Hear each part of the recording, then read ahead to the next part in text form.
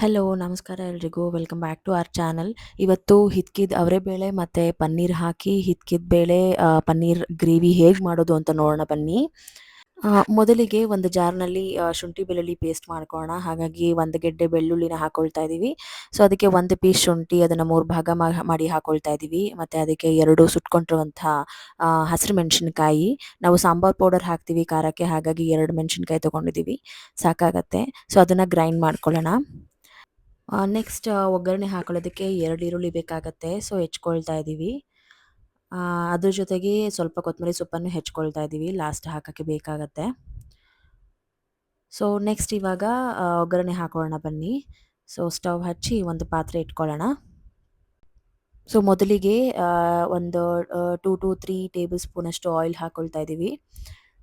ಅದ್ರ ಜೊತೆಗೆ 1 ಸ್ಪೂನ್ ಕೊಬ್ಬರಿ ಎಣ್ಣೆ ಕೂಡ ಆ್ಯಡ್ ಮಾಡ್ಕೊಳ್ತಾ ಇದ್ದೀವಿ. ರುಚಿನೂ ಕೊಡುತ್ತೆ ಮತ್ತು ಆರೋಗ್ಯಕ್ಕೆ ಕೂಡ ಒಳ್ಳೆಯದು. ಹಾಗಾಗಿ 1 ಸ್ಪೂನ್ ಸಾಸಿವೆ, ಮತ್ತು ಅದಿನ್ನೇನು ಸಿಡಿಯುತ್ತೆ ಅನ್ನೋವಾಗ ಸ್ವಲ್ಪ ಕಸೂರಿ ಮೇಥಿ, 2 ರಿಂದ 3 ಪಲಾವ್ ಎಲೆ, 2 ರೆಕ್ಕೆಯಷ್ಟು ಕರಿಬೇವು. ಸೊ ಮತ್ತೆ ನಾವು ಹೆಚ್ಕೊಂಡಿದ್ದು ಈರುಳ್ಳಿ ಹಾಕ್ಕೊಂಡು ಫ್ರೈ ಮಾಡ್ಕೊಳ್ಳೋಣ. ಸ್ವಲ್ಪ ಅರಿಶಿನ ಪುಡಿ ಸೇರಿಸ್ಕೊಳ್ತಾ ಇದ್ದೀವಿ ಅದಕ್ಕೆ. ಸೊ ಈಗ ನೀಟಾಗಿ ಫ್ರೈ ಮಾಡ್ಕೊಳ್ಳೋಣ, ಕಂದು ಬಣ್ಣ ಬರೋವರೆಗೂ ಫ್ರೈ ಮಾಡ್ಕೊಳ್ಳೋಣ.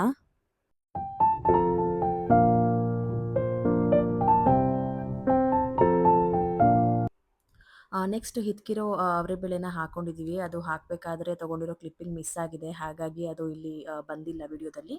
ಬಟ್ ಚಿಕ್ಕ ಕಪ್ ಅಂತ ತೊಗೊಂಡ್ರೆ ಅದರಿಂದ ಒಂದು 3 ಕಪ್ಪಷ್ಟು ಹಿತ್ಕಿದ ಬೇಳೆ ಕಾಳನ್ನ ಹಾಕ್ಕೊಂಡಿದ್ದೀವಿ. ಸೊ ಈಗ ಇದನ್ನು ಮಿಕ್ಸ್ ಮಾಡಿಕೊಂಡು ಸ್ವಲ್ಪ ಹೊತ್ತು ಬಾಡಿಸ್ಕೊಳ್ಳೋಣ.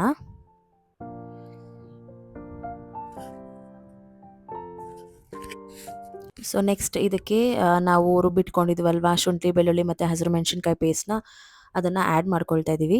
ಸೊ ಈಗ ಅದನ್ನು ಮಿಕ್ಸ್ ಮಾಡಿಕೊಂಡು ಸ್ವಲ್ಪ ಹೊತ್ತು ಬಾಡಿಸ್ಕೊಳ್ಳೋಣ.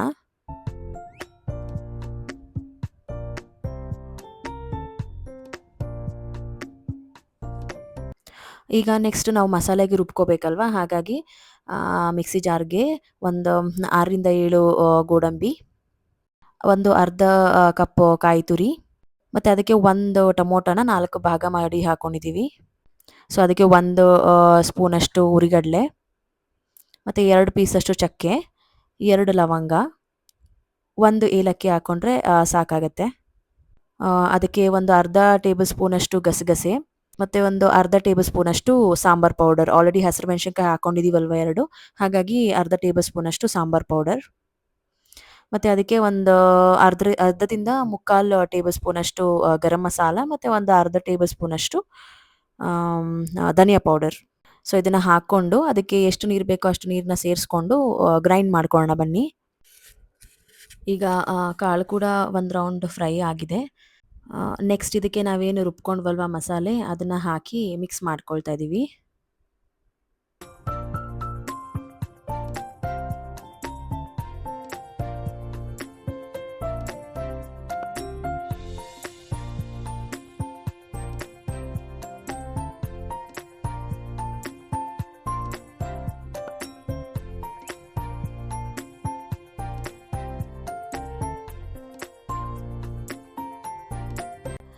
ಈಗ ಗ್ರೇವಿಗೆ ನೀರು ಎಷ್ಟು ಬೇಕೋ ಅಷ್ಟನ್ನು ಆ್ಯಡ್ ಮಾಡ್ಕೊಳ್ಳೋಣ.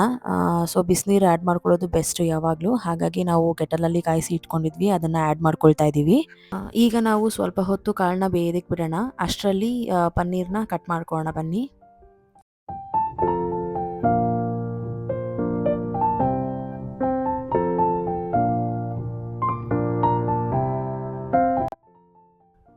ಈಗ ಬೇಳೆ ಕೂಡ ಆಲ್ಮೋಸ್ಟ್ ಬೆಂದಿದೆ.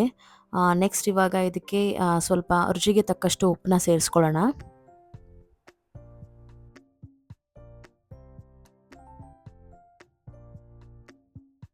ಇನ್ನೇನು ಬೇಳೆ ಬೆಂದಿದೆ ಅನ್ನೋವಾಗ ನಾವು ಲಾಸ್ಟಲ್ಲಿ ಪನ್ನೀರನ್ನ ಸೇರಿಸ್ಕೊಳ್ತಾ ಇದ್ದೀವಿ. ಬಿಕಾಸ್ ಪನ್ನೀರ್ ಬೇಯೋದಕ್ಕೆ ಜಾಸ್ತಿ ಟೈಮ್ ಏನು ಹಿಡಿಯೋದಿಲ್ಲ. ತುಂಬ ಬೆಂದರೂ ಕೂಡ ತುಂಬ ಕದ್ರೋಗ್ಬಿಡುತ್ತೆ, ಹಾಗಾಗಿ ಜಾಸ್ತಿ ಬೇಯಿಸೋ ಅವಶ್ಯಕತೆ ಇಲ್ಲ. ಸೊ ಪನ್ನೀರ್ನೆಲ್ಲ ಹಾಕಿ ಮಿಕ್ಸ್ ಮಾಡಿ ಸ್ವಲ್ಪ ಹೊತ್ತು ಬೇಯೋದಕ್ಕೆ ಬಿಡೋಣ.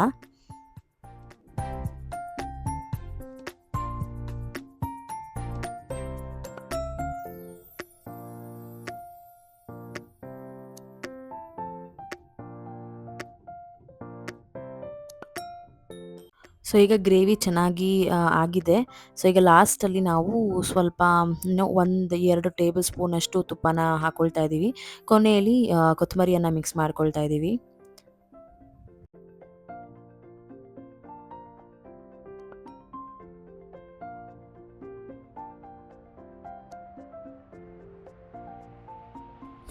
ಸೊ ಯೆಸ್, ಈಗ ಹಿಚ್ಕಿದ ಬೇಳೆ ಪನ್ನೀರ್ ಗ್ರೇವಿ ರೆಡಿ ಆಗಿದೆ.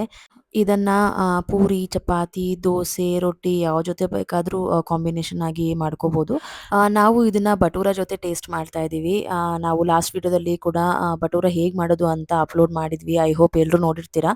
ಸೊ ಇದು ಕೂಡ ಇವಾಗ ಅವರೆಬೇಳೆ ಸೀಸನ್ ಆಗಿರೋದ್ರಿಂದ ನೀವು ಕೂಡ ಟ್ರೈ ಮಾಡಿ. ಗ್ರೇವಿ ತುಂಬಾನೇ ಚೆನ್ನಾಗಿರತ್ತೆ. ಯಾರೆಲ್ಲ ನಮ್ಮ ಚಾನಲ್ ನೋಡ್ತಿದ್ದೀರಾ ದಯವಿಟ್ಟು ಸಬ್ಸ್ಕ್ರೈಬ್ ಮಾಡ್ಕೊಳ್ಳಿ. ನೆಕ್ಸ್ಟ್ ರೆಸಿಪಿ ಜೊತೆ ಸಿಗ್ತೀವಿ. ಬಾಯ್.